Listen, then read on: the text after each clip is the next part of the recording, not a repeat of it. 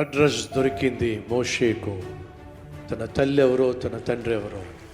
కానీ ఆ తరువాత కథ అడ్డం తిరిగింది. తన వారిని రక్షించాలి అని ఆశపడినటువంటి మోషే కాస్త నరహంతకుడయ్యాడు. ఫలితంగా అడ్రస్ లేకుండా ప్రజలందరికీ కన్నుమరుగైపోయాడు, కనిపించకుండా పారిపోయాడు. ఎందుకు నరహంతకుడయ్యాడు?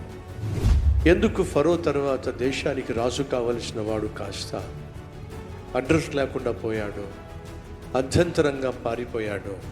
కథ సంపూర్ణంగా మలుపు తిరుగుతుంది. ఎందుకని? వచ్చే ఆదివారం బహుశక్తివంతమైన సందేశం, అదే సమయంలో బహు హెచ్చరికతో కూడిన సందేశం. అద్భుతమైనటువంటి మోషే జీవిత చరిత్ర కళ్ళకు కట్టినట్టుగా నేను మీకు చూపించబోతున్నాను. కాబట్టి దయచేసి ఒక్కరు మిస్ కాకండి. మీరు రండి, మీతో పాటు మీ కుటుంబాన్ని, బంధుమిత్రాదులు తప్పక ఆహ్వానించండి.